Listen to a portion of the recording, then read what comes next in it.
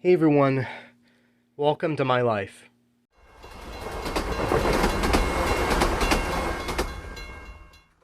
Okay, before I explain kind of the down low and what's going on right now, I just want to thank all of you for watching one of my previous videos that got very popular.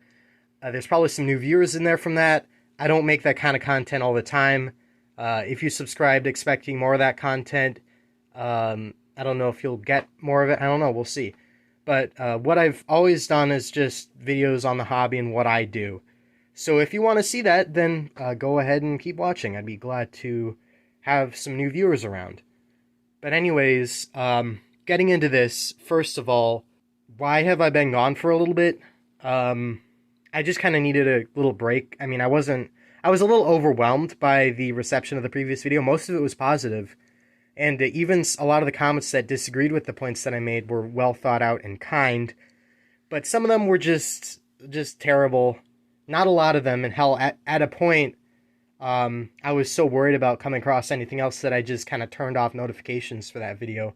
Because it just got too much. So if I didn't reply to your comment or heart it or something, then that's why. But I can't do everything.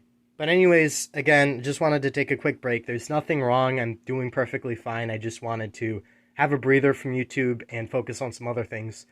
But right now I felt like recording a little bit of a update because I figured enough things had changed to make this video kind of interesting.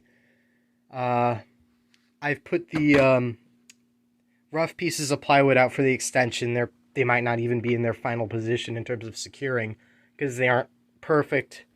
They aren't perfectly level. I just wanted to get an idea. But they hold good, so I'm going to do some finer adjustments later, but I just wanted to lay everything out to make sure I know what I'm doing with this. But under all this crap, there is Indeed track.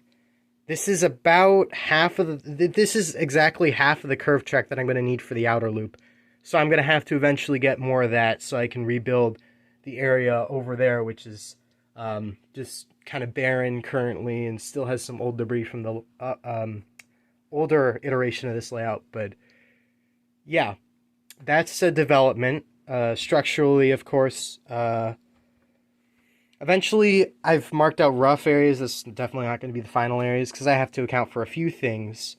But I've roughly marked out where I'm going to cut so that I can have the table follow the contour of the curve and make it look really sleek and kind of as unintrusive, I guess would be the right word, as possible, because I want this layout to not really have too much of an impending feel in the room. I just want the room to be more my own in terms of just space to hang out and less about a big layout. I want to kind of focus more in, hone in on the skills that I've developed. But beyond that, all this stuff here, to be honest, I'm just sorting out all of my accessories and things.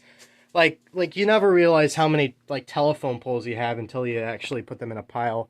Like I haven't shown these off, but I've made a few little scratch built ones and mostly Lionel stuff like that. I might make a video on how to make these because I've gotten pretty good at these. But then you have like random stuff, signs, street stuff, people. There's just a pile of people here, so yeah, what are you gonna do? Street lights, traffic lights, stuff like that. Then there's the cars over there and a few buildings that I played around with positioning. Of course, they're not gonna be on the track level.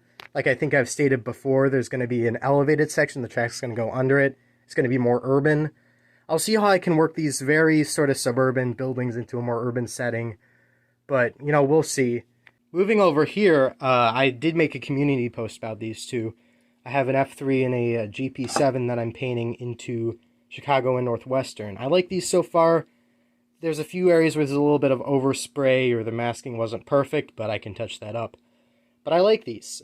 Pretty much the last steps are just touch-ups and decals and some detail parts, and then matte clear. Probably not matte clear, but gloss clear, because these so far have turned out really good, and I don't think I'm going to weather these and make them look beaten down. I want them to look shiny. I want them to have almost that sort of car-like finish in a way.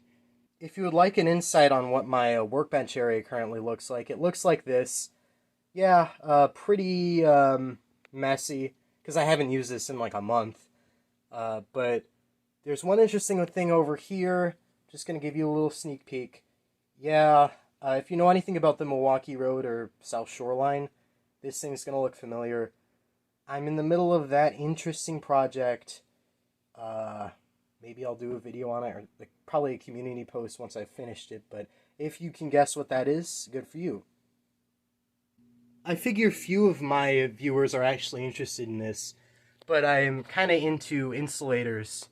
If any, I'm sure there's an overlap between people who like model railroads and insulators. I don't know, I've just noticed that.